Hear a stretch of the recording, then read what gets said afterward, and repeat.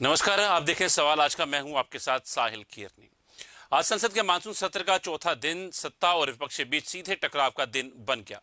संसद भवन के मकर द्वार पर एनडीए और इंडिया गठबंधन के सांसद आमने सामने आ गए। एक तरफ राहुल गांधी, प्रियंका गांधी, मल्लिकार्जुन खड़गे और अखिलेश यादव शिक्षा मंत्री धर्मेंद्र प्रधान के इस्तीफे की मांग को लेकर नारेबाजी करते रहे थे, तो दूसरी तरफ एनडीए सांसद प्रधानमंत्री आवास के बाहर हुए विपक्षी धरने का विरोध कर रहे थे। प्रदर्शन के दौरान प्रियंका गांधी एनडीए सांसदों के करीब पहुंची और सुरक्षा कर्मियों को बीच में आकर स्थिति संभालनी पड़ी। संसद के भीतर भी हंगामा थमने का नाम नहीं लिया और लोकसभा तथा राज्यसभा की कार्यवाही बार बार स्थगित करनी पड़ी। इस बीच प्रधानमंत्री नरेंद्र मोदी ने पेपर लीक मामले के लिए फास्ट ट्रैक कोर्ट बनाने का बड़ा ऐलान किया है। सरकार कह रही है कि वह नीट मुद्दे पर चर्चा को तैयार है, जबकि विपक्ष शिक्षा मंत्री के इस्तीफे को पहली शर्त बता रहा है। बड़ा सवाल यह है कि क्या ये छात्रों के भविष्य की लड़ाई है या फिर संसद के भीतर और बाहर सियासी शक्ति प्रदर्शन। इसी पर आज हम चर्चा करेंगे। तीन खास मेहमान हमारे जुड़ चुके हैं और उनसे इस चर्चा को आगे बढ़ाएंगे। तीन खास मेहमान हमारे साथ हैं। बीजेपी से डॉक्टर आशीष हांडा हैं, सर धन्यवाद, शुक्रिया समय देने के लिए। जगदीश सिंह जी हमारे साथ कांग्रेस है, सर धन्यवाद, शुक्रिया समय देने के लिए। डॉक्टर अभिषेक अहलावत हैं, पॉलिटिकल एनालिस्ट। मैं शुरुआत डॉक्टर अभिषेक अहलावत से करूंगा। सर, मैं एक सवाल छोटा सा कि आखिर जंतर मंतर पर ये प्रोटेस्ट क्यों, और उसके बाद जो लाठीचार्ज हुआ आखिर वो क्यों? अगर यही करना था फिर परमिशन नहीं देनी थी, पर मेन बात तो ये है कि आखिर ये प्रदर्शन हो ही क्यों रहा है। देखिए, सर्वप्रथम हम लोगों को एक बात समझनी पड़ेगी कि ये प्रदर्शन क्यों हो रहा है, ये समझने की आवश्यकता है सबसे पहले। देखिए, नीट के पेपर आउट होता है, 3 मई को पेपर होता है। 7 मई को एनटीए को ये जानकारी प्राप्त होती है कि पेपर आउट हुआ और इरेगुलरिटी फाउंड करी एनटीए ने, जो नेशनल टेस्टिंग एजेंसी है। 8 मई को अगले ही दिन वो इसके लिए जांच की शुरुआत करते हैं। एक पुलिस रिपोर्ट दायर की जाती है, क्रिमिनल इन्वेस्टिगेशन शुरू होती है। 12 मई को 9वां दिन, उस दिन इसकी जांच जो है वो सीबीआई को हैंडओवर कर दी जाती है। 15 मई, जिस शिक्षा मंत्री के लिए ये इस्तीफा मांग रहे हैं, वो स्वयं प्रेस कॉन्फ्रेंस करते हैं, इसकी मोरल जिम्मेदारी लेते हैं, माफी मांगते हैं सभी बच्चों से, उनके अभिभावकों से माफी मांगते हैं और कहते हैं कि हम जो है इसकी तह तक जाएंगे, ये कैसे हुआ, क्यों हुआ, इसकी जांच करी जाएगी। 21 जून को दोबारा से नीट कराया जाता है, उसके रिजल्ट्स आते हैं, सब कुछ सही हो रहा होता है, सीबीआई इन्वेस्टिगेशन करती है। 13 लगभग परपेट्रेटर्स जो क्रिमिनल्स हैं, जिसमें कि वो लोग थे जो उस एग्जाम को ट्रांसलेट करने वाले प्रोफेसर्स थे, उनकी इसमें भूमिका पाई गई और उन लोगों को गिरफ्तार किया गया और उनको कानून के हवाले किया गया। देखिए, इस देश में ऐसा तो है नहीं कि भाई उनको पकड़ो और फांसी पे चढ़ा दो, ये तो हो नहीं सकता। कानून का ही, हमने कसाब को भी पकड़ा था, कांग्रेस का राज था, हमने उन्हें सीधे सीधे फांसी पे तो नहीं चढ़ाया था कसाब को। पूरा लीगल एक फ्रेमवर्क चला था, उसको एक पूरी उसको लीगल टीम भी दी गई थी, उसका कानून केस भी चला था, सीधे फांसी तो नहीं चढ़ाया था। तो वही देश कर रहा है। क्लाइमैक्स क्या होता है अब? ये होता है कि अचानक से कॉकरोच पार्टी आती है, पता नहीं किसका प्रायोजित है, किसने प्रायोजित किया। एक अमेरिका से बच्चा आता है, एक व्यक्ति आता है और वो जो है एक उसकी हालांकि फॉलोइंग अचानक से बढ़ती है और वो वहां पे आके बैठ जाता है। इस पे इसको शक्ति कहां से मिली? जब सोनम वांगचुक, जो लद्दाख यूनियन टेरिटरी के एक निवासी हैं, जिनको सो कॉल्ड साइंटिस्ट कहा जाता है, मैं दर्शकों से, अपने साथियों से चाहूंगा कि वो गूगल सर्च करें कि सोनम वांगचुक की पढ़ाई क्या है, उन्होंने कितनी पढ़ाई की है, उनके पेटेंट्स कितने हैं, उनकी रिसर्च क्या है। एक बार ये तो क्लियर हो जाए कि साइंटिस्ट बनने से पहले, मैंने साइकोलॉजी में पीएचडी करी है, मैं अपनी डिग्री सबके सामने रख सकता हूं, जो मैंने पेपर पब्लिश किए हैं वो सबके सामने रख सकता हूं। सोनम वांगचुक के पेपर्स क्या हैं जिसके बेसिस पे उन्हें साइंटिस्ट कहा जाए? या अगर बहुत बड़े साइंटिस्ट हैं तो जो 400 पेटेंट्स हैं उनमें से दो चार हम लोगों को भी जानकारी मिल जाए, क्योंकि मेरी जानकारी में कोई भी पेटेंट आया नहीं उनका, इस वजह से मैंने उन्हें सो कॉल्ड साइंटिस्ट कहा। इसके लिए हेट मिलती है, कोई बात नहीं, मुझे उससे फर्क नहीं पड़ता। अब आते हैं कि जो विपक्षी दलों को पीड़ा हुई छात्रों की इस आंदोलन से, तो मैं उनकी जानकारी के लिए एक लिस्ट मैंने तैयार करी, थोड़ी सी रिसर्च मैंने करी। 2006 में सीबीएसई बोर्ड का ट्वेल्थ क्लास का पेपर आउट हुआ, किसी की जवाबदेही तय नहीं हुई, किसी शिक्षा मंत्री से इस्तीफा नहीं मांगा गया, कोई बात नहीं। 2007 में all India engineering entrance test वो लीक हुआ, उसके बाद भी किसी की जिम्मेदारी तय नहीं हुई, किसी से इस्तीफा नहीं मांगा गया, कोई बात नहीं। 2012 में जो सर्वोच्च संस्थान है मेडिकल शिक्षा का, एम्स, एम्स का जिसमें क्रीम चुनी जाती है, जो बेस्ट डॉक्टर्स होते हैं भारत में वो एम्स में पढ़ाए जाते हैं, उसका एंट्रेंस टेस्ट लीक होता है 2012 में और किसी से जवाबदेही नहीं मांगी गई। 2013 में महाराष्ट्र का एचएससी एग्जाम लीक होता है, कांग्रेस की सरकार, किसी से जवाबदेही मांगी नहीं गई। 2013 में Rajasthan university board paper leak होता है और उसमें दोषियों की लिस्ट में सबसे ऊपर नाम उस समय के कांग्रेस के जो जो वहां के अध्यक्ष थे, राज्य अध्यक्ष थे, उनका नाम सामने आता है। स्वयं प्रियंका गांधी जी वहां जाके भाषण देती हैं राजस्थान में और कहती हैं कि ये बहुत बड़ी समस्या है, इसको हम रोकने में विफल रहे, इसके लिए हम माफी चाहते हैं। अशोक गहलोत जी भी इसे रोकने में नाकामयाब रहे, परंतु किसी का इस्तीफा नहीं मांगा जाता, किसी की जवाबदेही तय नहीं होती। केवल कांग्रेस ही इस चीज में नहीं है। अखिलेश यादव जी ने एक व्यक्ति को नियुक्त किया 2011 में, जब उनकी सरकार थी, जिसका नाम था अनिल कुमार यादव। अनिल कुमार यादव जी को उन्हों के जब यूपीपीएससी के रिजल्ट्स आए तो उसमें 86 ओबीसी लोग सेलेक्ट हुए इंटरव्यू के लिए, उसमें से 56 जो थे वो यादव थे। उन 56 यादवों में से 50 यादव एसडीएम बना दिए गए। इस चीज का संज्ञान लिया सो मोटो हाई कोर्ट इलाहाबाद बेंच ने, और बाद में हाई कोर्ट इलाहाबाद बेंच ने इसमें गड़बड़ियां पाई, उनको सस्पेंड किया। उसके बाद केवल अनिल कुमार यादव तक ही नहीं रुकी, 3 और सदस्य अखिलेश यादव जी द्वारा नियुक्त किए गए, उनके खिलाफ मामले स्वयं हाई कोर्ट ने आइडेंटिफाई किए और उनको भी हटाया गया। तो छात्रों के भविष्य के साथ इस तरह का व्यवहार हुआ।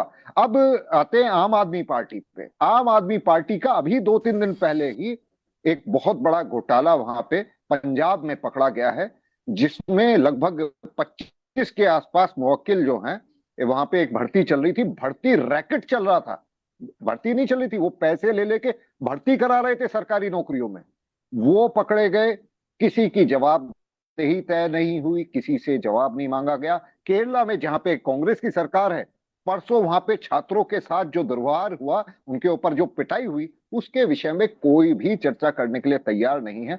तो इस पूरे चीज का लब्बो लबाब यहां पहुंचता है कि ये सब केवल और केवल राजनीतिक गेन्स के लिए है, छात्रों के भविष्य से किसी को लेना देना नहीं है। हाँ, बीजेपी को यहाँ पे मैं छोटी सी, ये गलतियां बीजेपी की हुई है, इसके ऊपर साहिल जी आप और हम कई बार बीजेपी को कटघरे में खड़ा कर चुके हैं और बड़े कड़े शब्दों में बीजेपी की भर्त्सना करी है। आशीष भाई भी, हमारी जो गुस्सा था उसको झेला इन्होंने कई डिबेट्स में, परंतु कहीं ना कहीं 2024 में इसके खिलाफ सख्त कानून लाने वाली देश की पहली गवर्नमेंट बीजेपी ही थी, जिसने 5 साल से लेके 10 साल तक की जेल की सजा का प्रावधान किया, उसमें 1 करोड़ से लेके और उससे ऊपर भी अगर पाए जाए तो इतना बड़ा जुर्माने का प्रावधान किया।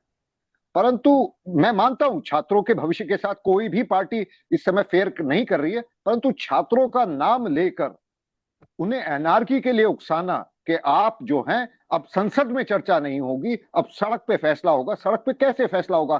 छात्र हथियार उठाए, एक बच्चा युवा हथियार उठाए। प्रियंका गांधी जी के भी तो बच्चे युवा हैं, वो क्यों नहीं हथियार उठा रहे?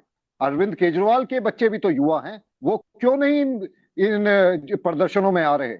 ये जो आपके टापके, ये जो कॉकरोच पार्टी के जो संस्थापक अपने आप को बनाए घूमते हैं, जिस दिन 20 तारीख को ये लोग सब ही गायब थे, चाहे विजेता दहिया हो, गोपाल ये हो, कोई भी हो। हम भी छात्र रहे हैं, हमने भी आंदोलन करे हैं, हमारे नेता कभी पीठ दिखाकर नहीं भागे, लाठी डंडे हमने भी खाए।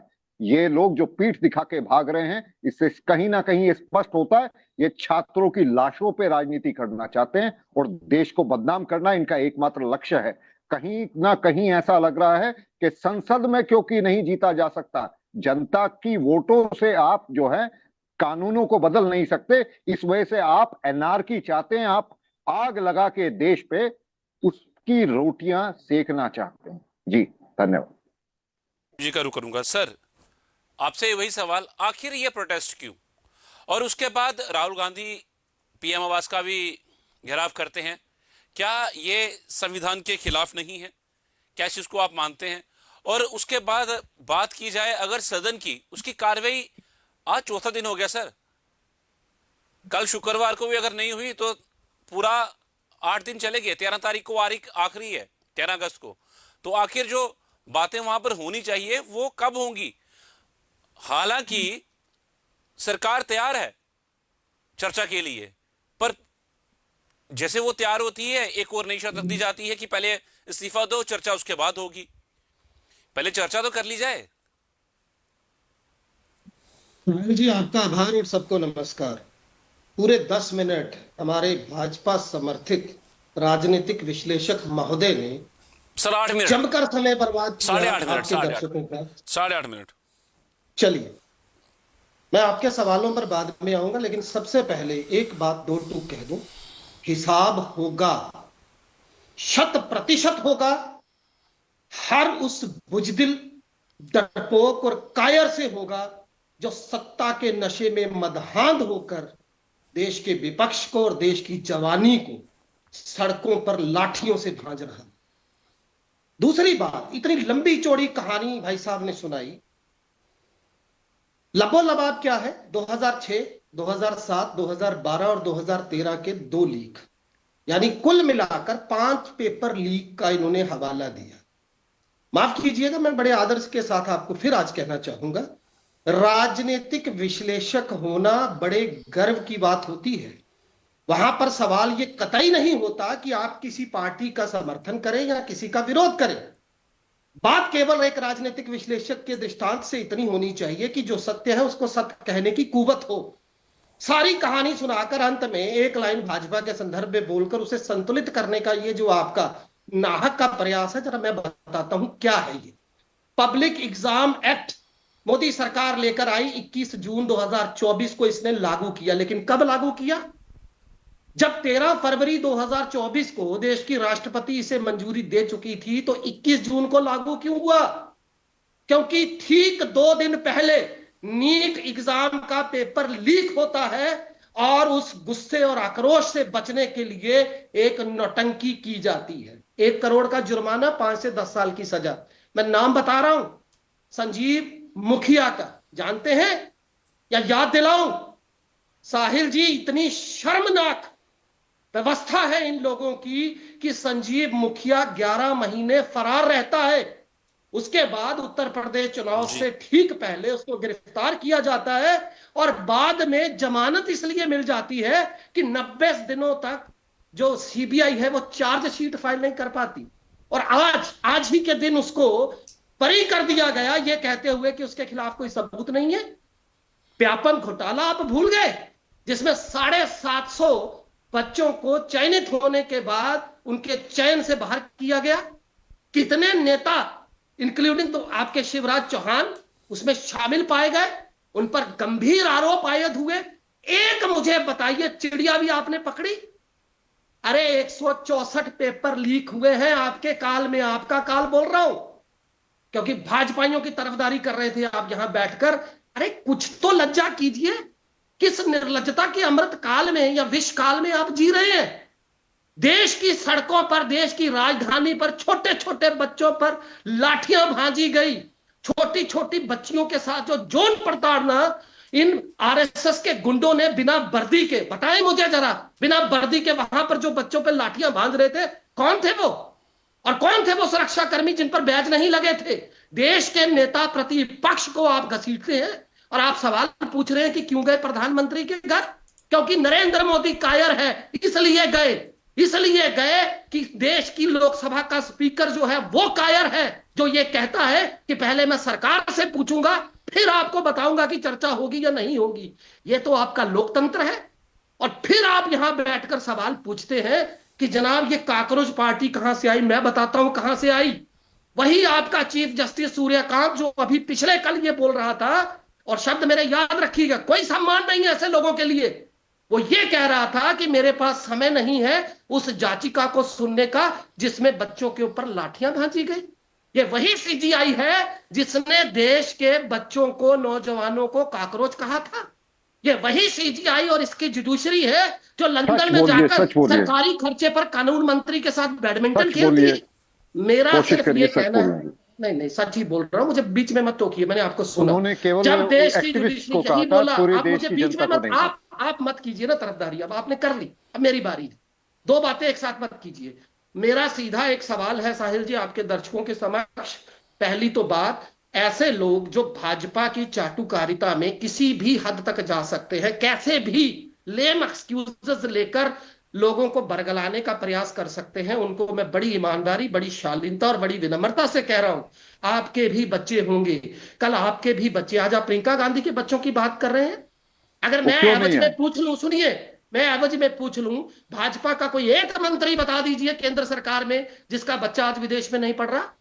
ये एक क्या तथ्यानुसी बात है। आर्मी सवाल ये है अफसर कि है, जब, सुनिए, जब विपक्ष के नेता, एक मिनट सुन लीजिए, अभी अभी आज आपके जेपी नड्डा साहब ने जम्मू कश्मीर में पेपर लीक की बात की। उन भाई बीजेपी साहब के को, मिनिस्टर की नड्डा बेटी हो या आर्मी चड्डा अफसर हो, है। सुनिए, सुनिए ना, नड्डा हो या चड्डा हो, अरे है ना भाजपा के यहां पर प्रवक्ता बैठे, हांडा साहब आप रुक जाइए।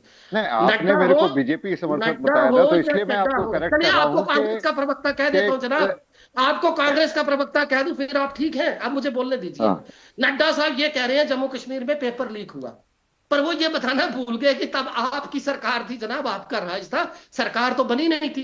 तो ये जो जिम्मेदारी से बचने की वाहियात कोशिशें हैं, ये बताती हैं कि जिस दिन से नरेंद्र मोदी सत्ता आसीन हुए हैं, उस दिन से देश की उच्च शिक्षा में, देश की यूनिवर्सिटीज में संघीय मानसिकता की घुसपैठ हो चुकी है।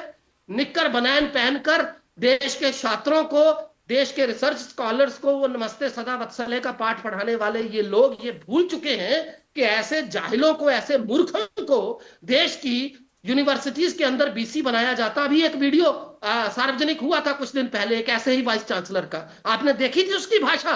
वो किसी वाइस चांसलर की भाषा हो सकती है जो उसने एक प्रोफेसर के विरुद्ध जो है उस वक्त इस्तेमाल की? ये बताता है कि देश की शिक्षा का बंटाधार आप कर चुके हैं।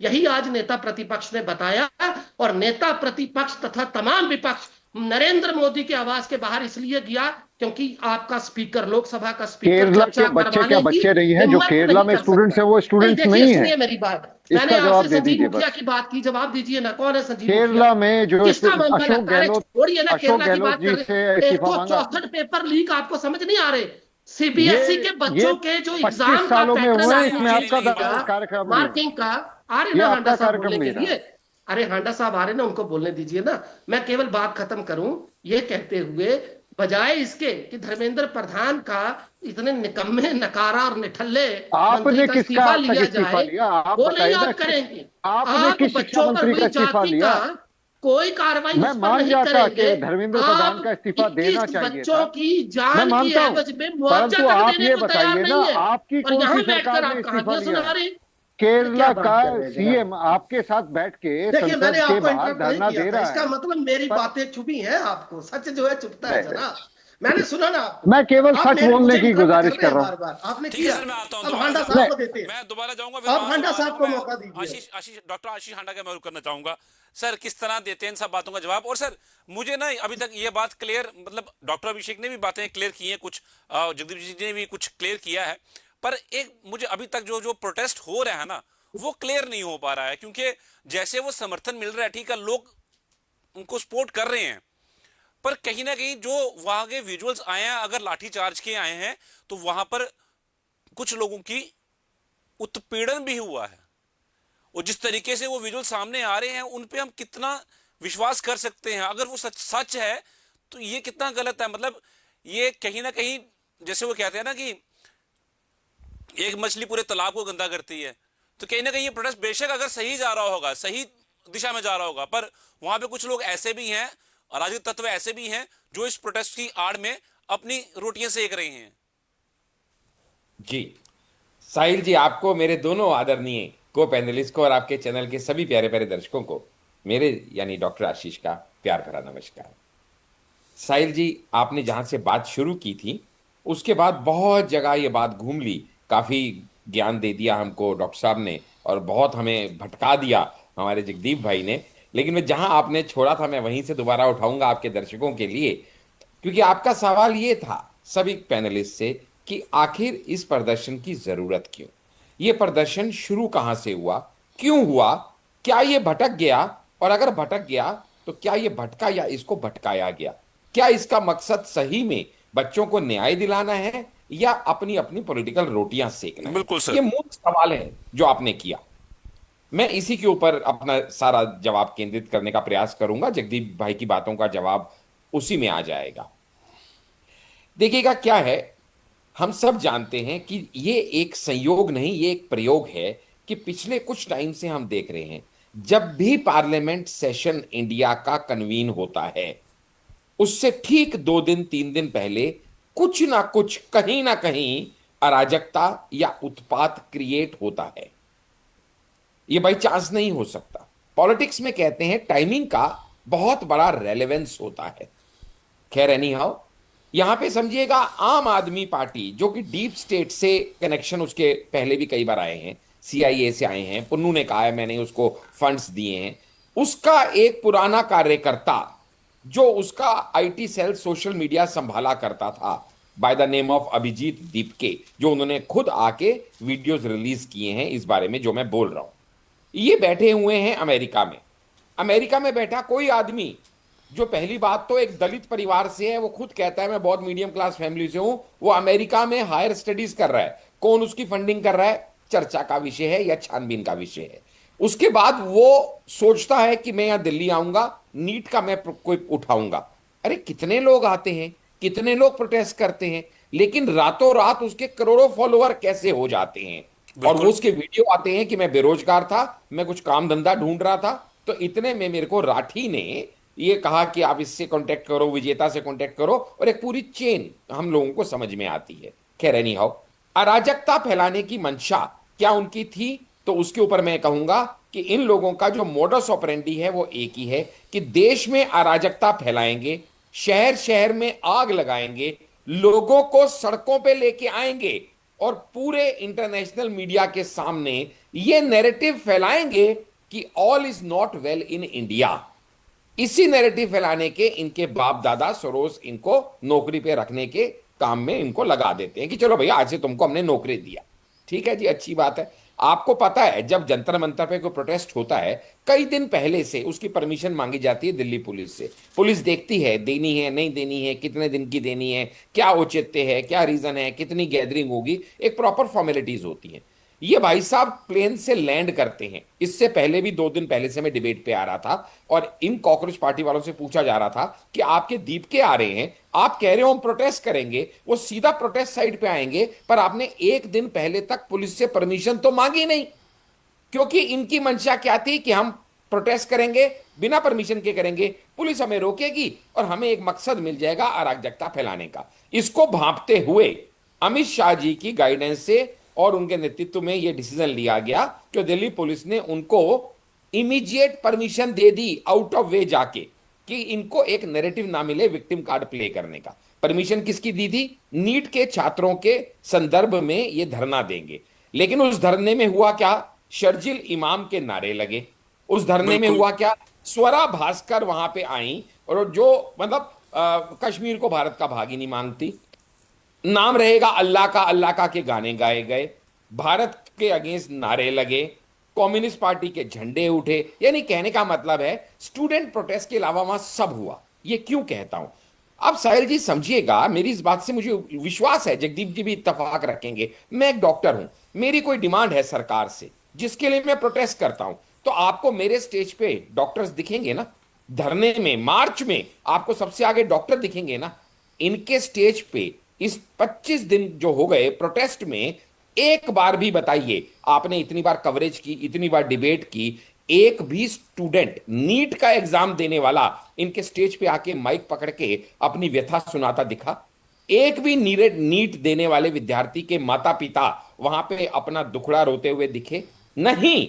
उसके अलावा सब दिखे, बस जो एक्चुअल व्यक्ति है, जो नीट का विद्यार्थी या उसके माता पिता जिनका रोना रोते हैं ये कांग्रेस वाले, बस वही नहीं दिखे। और उसके बाद तो और अराजकता बढ़ती गई जब इन्होंने संसद चलो मार्च का आह्वान किया।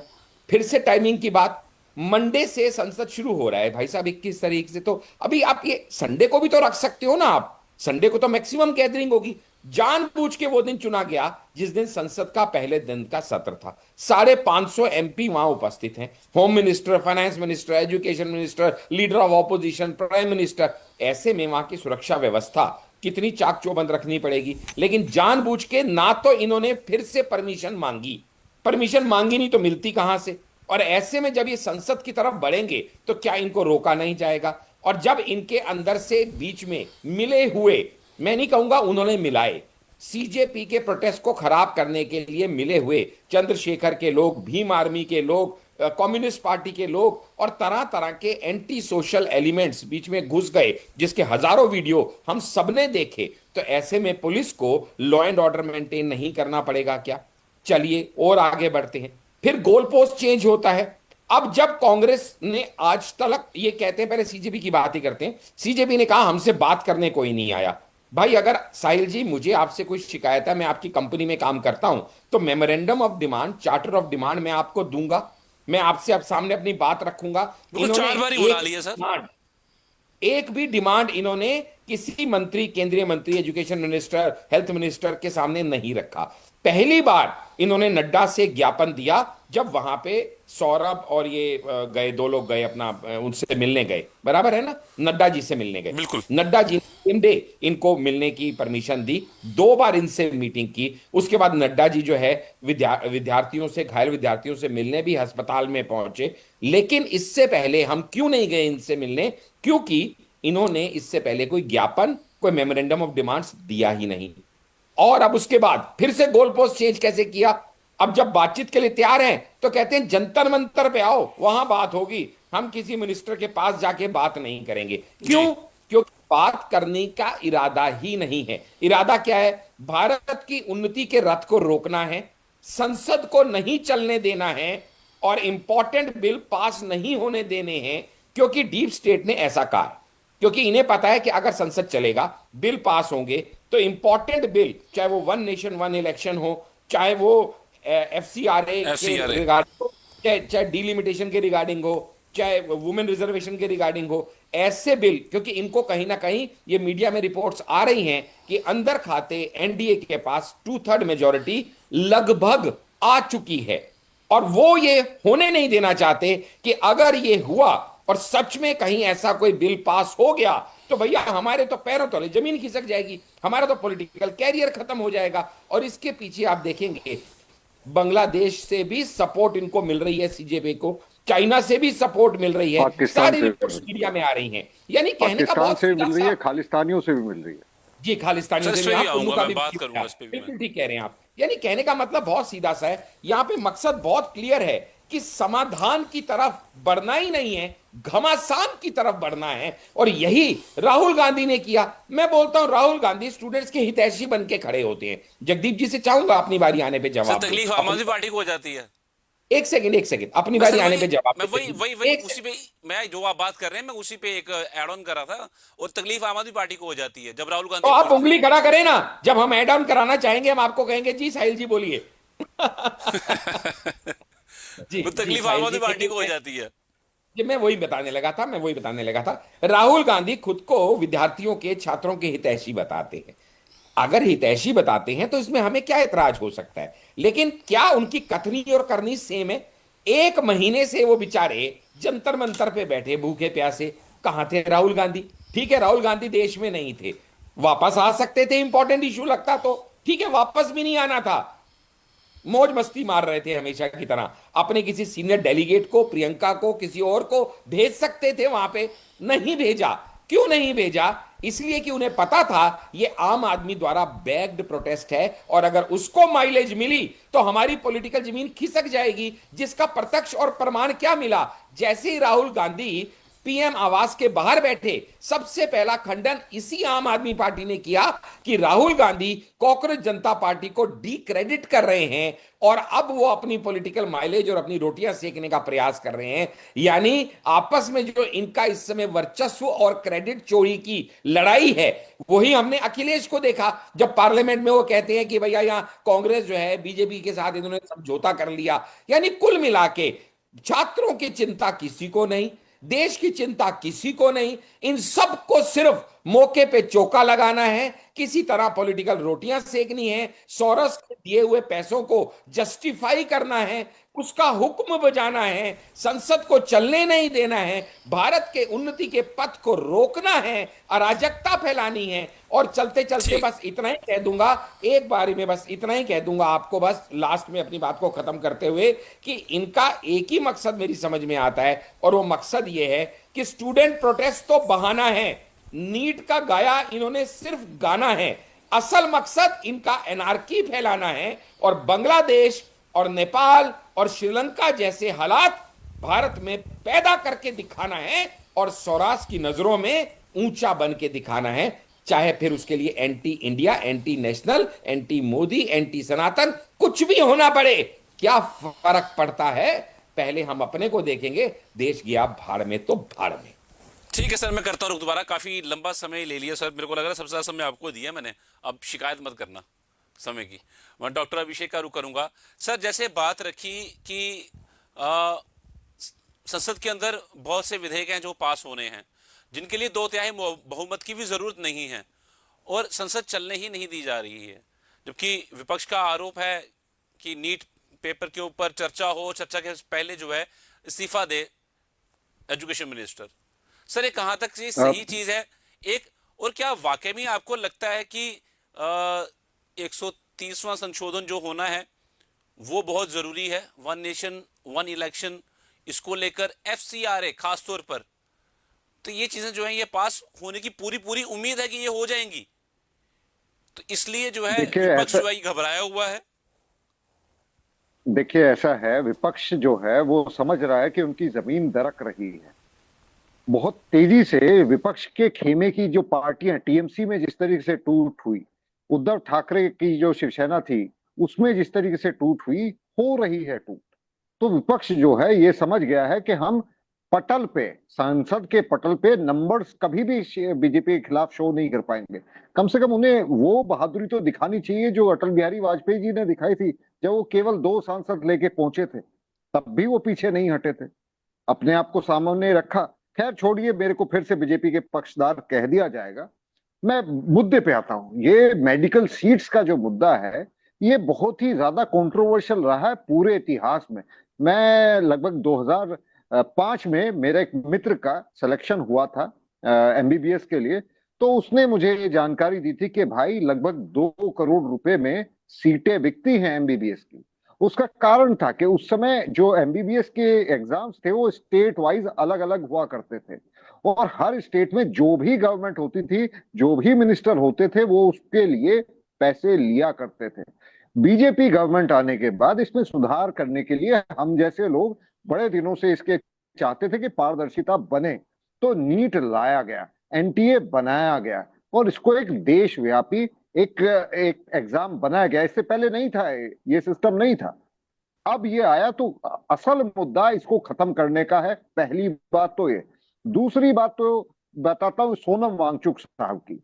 ये FCRA के जो कानून आ रहा है, इससे जो ये फॉरेन फंडिंग होती है NGOs को, हमारे देश में इतने डॉक्टर्स नहीं है पर प्रति व्यक्ति जितनी NGOs हैं, दर्शकों की जानकारी के लिए बता दूं। और अगर इतनी NGOs को इतना फॉरेन फंड्स आ रहे हैं तो देश के हालात बदल जाने चाहिए थे। क्या देश के हालात इन NGO ने, किसी भी जो दर्शक है हमारे, मैं उन सबसे आग्रह करूंगा कमेंट करके बताएं, क्या किसी NGO ने आपके जीवन का स्तर बदला? नहीं बदला। क्या सोनम वांगचुक जी, ये सोनम वांगचुक जी के पास जो भयंकर बड़ी संख्या में विदेश से फंड आता है, रोकाफेलर फाउंडेशन से आता है, फोर्ड फाउंडेशन से आता है, 2-3 और नॉर्वे की फाउंडेशन है, वहां से फंड आता है, इन्होंने कितने लोगों का जीवन बदली किया, कितने लोगों की इन्होंने जमीनी, ये जो हकीकत है हमारी, जो गरीबी है, उससे ऊपर उठा के लेके गए। हाँ, ये क्लाइमेट चेंज के ऊपर बोलते हैं, पर हकीकत यही है, ये जितने भी पूरी दुनिया में, केवल भारत में नहीं, जितने भी ये क्लाइमेट चेंज और इस तरीके के लोग हैं, ये केवल anti government, anti establishment tools हैं। मैं बहुत ही कड़वा सच बोल रहा हूं, हो सकता है लोगों को ये फॉलो ना हो, उसके लिए मुझे गाली दे, मुझे बर्दाश्त है। मैं झूठ को सच नहीं बोलूंगा। इन जैसे लोगों ने एफसीआरए में जो छूट मिली हुई थी, जिस तरीके से यहाँ पे फंडिंग आया करती थी और कन्वर्जेंस हुआ करते थे, ये क्रिश्चियन मिशनरीज, जो मिशनरी वर्क चला करता था, वो भी ऐसे ही चला करता था। जब गवर्नमेंट ने इनका गर्दन पकड़नी शुरू करी, इनसे पूछना शुरू करा कि ये फंडिंग को क्लियर करिए, कहां से आई है, इसको आप यूज कहां करने जा रहे हैं, और उसके बाद ऑडिट का प्रावधान रखा, तो इन लोगों के गले में फांस अटक गई। यही सोनम वांगचुक साहब थे। जब 370 अबॉर्ट किया गया, हटाया गया, तो इन्होंने थैंक यू किया अमित शाह जी को, बाकायदा ट्वीट है इनकी। और आज अचानक से ये सेक्शन 6 की डिमांड कर रहे हैं वहां पे। और बड़े मजे की बात बताता हूं आपको, आज की तारीख में गवर्नमेंट से बात भी करने के लिए तैयार हैं, वो चाहते हैं कि गवर्नमेंट से हमारी तालमेल बन जाए। कारण बस ये है, इनको उम्मीद ये है कि दबाव है गवर्नमेंट पे, मुझे थोड़ा सा कंसेशन मिल जाएगा। खैर, इन सबको साइड में रखते हैं। अब आते हैं छात्रों के विषय पे, जिसके विषय पे सारा बवाल मचा हुआ है। मैं कांग्रेस गवर्नमेंट के समय से बात करता हूं। जब कांग्रेस यूपीए की गवर्नमेंट आई, तो उस समय पूरे देश में लगभग 31,000 एमबीबीएस की सीटें हुआ करती थी। इन्होंने बड़ी मेहनत करी, बहुत तरक्की करी, और जब ये सत्ता से गए 2014 में, तो इन्होंने लगभग 51,000 सीटें पूरे देश में मेडिकल के छात्रों के लिए उपलब्ध कराई। इसके लिए इन्हें धन्यवाद देना चाहूंगा मैं। अब ये जो खराब, जिस सरकार को खराब बताया जा रहा है, और ये मेरे से भी उम्मीद करता है कि मैं इसको खराब बताऊं, आज की तारीख में 1,37,000 एमबीबीएस की सीटें हैं इस देश में। जब कांग्रेस सरकार 2014 में गई, तो 387, एग्जैक्ट नंबर बता रहा हूं, 387 मेडिकल कॉलेज थे पूरे हिंदुस्तान में। आज की तारीख में 823 मेडिकल कॉलेज हैं, डबल से ज्यादा के इजाफा हुआ है। आप चाहते हैं कि मैं इस सरकार को इसके लिए गाली दूं? ठीक है, मैं दूंगा। एम्स जब 2008 में लगभग 8 हुआ करते थे, 8। आपकी सरकार जब गई, कांग्रेस सरकार की, मैं इनकी बड़ी तारीफ करना चाहता हूं, परंतु आज की तारीख में 20 हैं, और उससे अलग 5 जो हैं on the way of construction है। मैं इसके लिए इस सरकार की बुराई करने के लिए तैयार हूं। इंजीनियरिंग की बात करते हैं, इंजीनियरिंग में 2014 में 31 लाख सीटें हुआ करती थी, और इसका डाटा मैं चाहूंगा जगदीप भाई गूगल करके सर्च कर ले कि आज कितनी, क्योंकि अब मेरे को गूगल जगदीप भाई धमकाने वाले ही हैं। इसके साथ आई रेस्ट माय केस कि इस सरकार को इस तरीके से कटघरे में खड़ा करने के लिए मेरे पास कोई औचित्य कारण है नहीं, इसलिए मैं ये बात कह रहा हूं। जी, धन्यवाद। सरकार को क्या आपको वैसे ये लगता नहीं है कि आज जो भारत का युवा है उसके नाम पर राजनीति हो रही है? क्या इसको दरकिनार कर किया जा सकता है इस बात को? साहिल जी, मैंने दोनों सहवक्ताओं को बड़े संयम से सुना है, और मैं चाहूंगा मुझे इंटरप्ट ना करें, जो भी 2-4 मिनट अब मेरे लिए बचे। नहीं सर, मैं 5 मिनट देता हूं पूरे में, उसके बाद 5 मिनट मैं डॉक्टर आशीष सर को दूंगा। कोई बात नहीं, आप 5 मिनट बोलिए आराम से। मैं बात तो हांडा साहब के दिए गए वक्तव्य पर करना चाह रहा था, लेकिन थोड़ा सा समय मैं डॉक्टर साहब को देना चाहूंगा। पहली तो बात डॉक्टर साहब, आपकी जानकारी के लिए मैं ये स्पष्ट कर दूं, आप बार बार सोनम वांगचुक साहब का नाम ले रहे हैं, तो मैं व्यक्तिगत तौर पर बतौर संपादक कई मर्तबा उनका इंटरव्यू कर चुका हूं। वो जम्मू आया करते थे तमाम अखबारों के दफ्तरों में। आप रहते हैं राजस्थान के रेगिस्तान में, तो कभी आइए हमारे बर्फीले रेगिस्तान में, तो आपको फर्क समझ में आए। ये वही सोनम वांगचुक है जिन्होंने लेह लद्दाख के ग्लेशियर्स को बचाने का एक नया फार्मूला इजाद किया, जिसके बाद स्विट्जरलैंड से चुआंग नापाल नाम है उस व्यक्ति का, जिन्हें आइसमैन ऑफ लद्दाख कहा जाता है।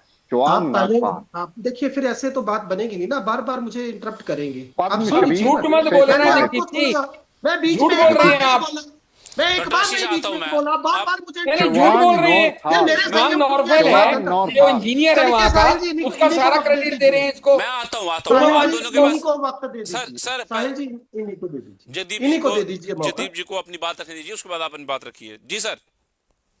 ग्लेशियर्स को कैसे बचाया जाए, सोनम वांगचुक का इसके ऊपर योगदान बड़ा है और उसके लिए उन्हें अंतर्राष्ट्रीय स्तर पर काफी ज्यादा रिकॉग्नाइजेशन मिला। उसके बाद उन्होंने एक ऐसे स्कूल की स्थापना वहां की जहां पर वो बच्चे जो वेस्टेज और स्टैग्नेशन के चलते पढ़ाई नहीं कर पाते थे उनको उन्होंने बड़ी तादाद में पढ़ाया। इसके अलावा सुरक्षा बलों के लिए एक्सट्रीम कंडीशंस में सोलर एनर्जी के साथ ऐसे टेंट्स की इजाद उन्होंने की जिससे ठंड के कारण बचा जा सकता है। ये तो होगी तीन बातें। आर्टिकल 370 का उन्होंने स्वागत किया, लेकिन बाद में जब लेह लद्दाख कटा और एक यूटी में तब्दील हुआ तब वो इसके विरोध में उतरे। मैं यहां सोनम वांगचुक साहब की कोई तरफदारी नहीं कर रहा, लेकिन हकीकत यह है कि आज उन्होंने यू टर्न ले लिया और यहां तक कि उनकी धर्मपत्नी ने राहुल जी आपकी के सरकार थी विरोध जब, प्रदर्शन तब को, उनके सुनिए राहुल, खिलाफ आप देखिए मुकदमे बार दर्ज बार हुए। बीच में फिर ऐसे कैसे मैं बात करूं, कांग्रेस की मुझे सरकार बताइए। में आप उनके जब खिलाफ बोलते हैं मुकदमे मैं दर्ज सुन हुए रहा था ना, 2007 में। मैंने एक शब्द सबसे बोला, पहला मुकदमा आपकी नहीं सरकार में यही हुआ। बताता है कि मेरे शब्दों में सच्चाई कितनी है कि आपको बोलना पड़ रहा है। आप काउंटर कर एकदम रहे हैं झूठ बार बार, परोस रहे तो हो, फिर मुझे बोलने दीजिए ना। खुलेआम झूठ, फिर लगातार आपकी झूठ। सरकार ने उनके खिलाफ मुकदमा दर्ज क्यों किया इलीगल जमीन कब्जाने का? या तो आप बता, 2007 का मामला है ये, अब बताइए क्यों ठीक है किया सर। आप लोगों ने सिर्फ इतना उनके ही खिलाफ नहीं है, मुकदमा? सिर्फ इतना ही नहीं है अभिषेक जी, 2007 में यूपीए सरकार ने 4 इल्जाम लगाए थे सोनम वांगचुक पे। पहला था miss appropriation of FCRA foreign fund, दूसरा था illegally occupying 200 canal of land without paying due, तीसरा था anti national connection with China and Pakistan, Pakistan. चौथा था रीइस्टेब्लिशिंग ये हार्मनी इन लद्दाख। ये 4 बड़े बड़े इल्जाम ठीक है लगाए सर, थे आपका सवाल आ गया, मैं वांगचुक जवाब पे। ले लेता हूं जदीप साहब, क्योंकि उनकी बात पूरी हो जाए, क्योंकि समय फिर कम रह जाता है। जी सर, जदीप जी। साहिल जी अगर आप अब मुझे फिर से इंटरप्ट किया गया तो I will quit this debate, सीधा बोल रहा हूं। देखिए सर मैं बात रोक यह है, दूंगा, मैं रोक मैं दूंगा, मैं यहां माइक पर, बंद कर दूंगा। जी सुनिए सर। जी, मैं ये कह रहा हूं, मैं यहां पर ना तो सोनम वांगचुक को डिफेंड कर रहा हूं ना उनकी कोई खिलाफत कर रहा हूं, जो सच्चाई है वो बता रहा हूं। कांग्रेस ने जिन सवालों को अपने कार्यकाल में सोनम वांगचुक के खिलाफ उठाया वो अपनी जगह एग्जिस्ट करते हैं, लेकिन जो उन्होंने किया बतौर एक शिक्षाविद, बतौर एक वैज्ञानिक, मैंने उसकी बात की और मैंने आपको यह भी बताया कि इस विरोध प्रदर्शन में उनकी भूमिका में कैसे यू टर्न आया है। अब मैं जी आता हूं हांडा साहब पर। हांडा साहब देखिए काबिले तारीफ है, ये तो मानना पड़ेगा कि हांडा साहब जिस शिद्दत के साथ अपनी पार्टी को डिफेंड करते हैं वो बाकमाल है। अब मैं थोड़ा सा उसको आगे ले जाता हूं। दरअसल ये जो कॉकरोच पार्टी है ना, पहले तो ये समझ लीजिए ये बनी हमारे चीफ जस्टिस साहब के एक नितांत गैर जिम्मेदाराना वक्तव्य के कारण। अब रही बात जिस दीपिके की आप बात कर रहे हो, या दूसरा वो दहिया है, या तीसरा एक और व्यक्ति, ये तीनों आम आदमी पार्टी से जुड़े हैं। एक तो प्रवक्ता रहा है उनका, दूसरा सोशल मीडिया चला रहा था, ये सबको पता है। लेकिन सवाल ये है कि दीपिके की क्रेडिबिलिटी क्या थी? यही कि उसने ट्विटर पर एक पेज बनाया और लोगों में आक्रोश था, युवाओं में गुस्सा था, तो एकाएक बड़ी तादाद में उस पेज को युवाओं ने फॉलो करना शुरू कर दिया। लेकिन अब सवाल यह है कितनी चतुराई से हांडा साहब ये जवाब नहीं देना चाह रहे थे कि जब देश के किसान 1.5 साल तक सिंगू बॉर्डर पर बैठे रहे, उनको तो जंतर मंतर पर विरोध करने की इजाजत नहीं दी आपकी सरकार ने, तो दीपके के हाथ में एयरपोर्ट पर परमिशन क्यों पकड़ाई गई? मैं बताता हूं। आप चाहते थे एक सेफ्टी बल्ब लगाकर राहुल गांधी जी के उस प्रयास को कमतर करना जो वो निरंतर एनएसयूआई के साथ मिलकर देश में पेपर लीक के खिलाफ कर रहे थे। ये है हकीकत। लेकिन हुआ क्या, उड़ता तीर जो है ना वो गलत जगह जाकर लग गए। अब यही विरोध प्रदर्शन जब भड़का और ये सीजेपी या किसी और पार्टी के नियंत्रण से बाहर जाकर युवाओं की आवाज बना तो दिक्कत शुरू हो गई। ये है इस मामले की सच्चाई। अब दूसरी बात इन्होंने एक और कही, ये कह रहे हैं बार बार राहुल जी की बात करते हैं और ये कहते हैं कि बताएं, इन्होंने कहा कि उस विरोध प्रदर्शन में नीट का कोई बच्चा क्या वहां पर आया माइक के ऊपर? आपने देहरादून का जिक्र क्यों नहीं किया जनाब? वहां पर तो आया था ना एक अभिभावक जिसकी बच्ची की जान चली गई थी। अगर आप में थोड़ी सी इंसानियत हो और अगर अभी भी आप उसको सुने उस वक्तव्य को, तो मैं समझता हूं शर्म के मारे आपका सर दोबारा नहीं उठेगा। ऐसे अभिभावक जिनके बच्चों की जान चली गई, माफी मांगना तो दूर, श्रद्धांजलि तक नहीं दे पाया आपका धर्मेंद्र प्रधान, और आप यहां बैठकर उनको डिफेंड कर रहे हैं। मैं केवल एक बात पूछ रहा हूं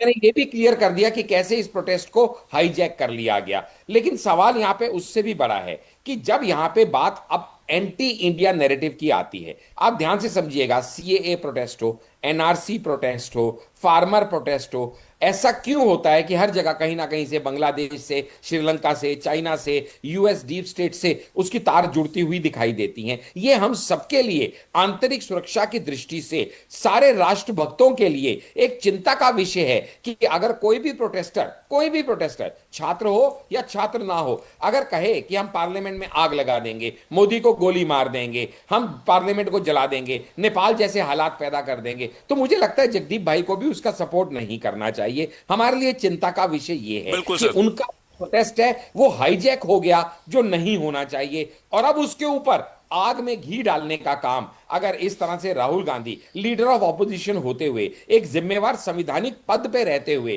पीएम के घर के बाहर बैठ जाएंगे, एक असंवैधानिक इस तरह से वो हरकत करेंगे, और कोई कल को ऊंच नीच हो जाए उनके साथ या किसी के साथ, तो भी चित भी मेरी पट भी मेरी, फिर ये अमित शाह का इस्तीफा मांगने पे आ जाएंगे। बात सिर्फ इतनी सी है, जो मुद्दा है उस मुद्दे पे रहें, समाधान की तरफ आगे बढ़ें, घमासान की तरफ ना बढ़ें, पार्लियामेंट को डिसरप्ट ना करें। हर रोज का 9 करोड़ रुपया व्यर्थ जा रहा है गाड़ी कमाई का, 4 दिन हो गए हैं। अगर यही हालात रहे तो इन्हें फर्क नहीं पड़ेगा, लेकिन ऑलरेडी 36 करोड़ रुपया देश की जनता का बर्बाद हो चुका है। जो इंपॉर्टेंट बिल आने हैं वो नहीं आने पाएंगे। और आपको क्या लगता है, जितनी ये फॉरेन मिशनरीज हैं या जितने एंटी सोशल एलिमेंट्स या ऑर्गेनाइजेशंस हैं, ये उनकी कमर तोड़ने का काम करेगा ये बिल, एफसीआरए बिल वगैरह। और अगर ये नहीं आप आने देंगे तो कहीं ना कहीं आप उनकी मदद कर रहे हैं और अपने ही देश के अगेंस्ट कर रहे हैं। हमने बहुत बार कहा आप मोदी का विरोध कीजिए, आपका हक बनता है, कोई दिक्कत नहीं है, लेकिन मोदी विरोध में इतने मत पगला जाइए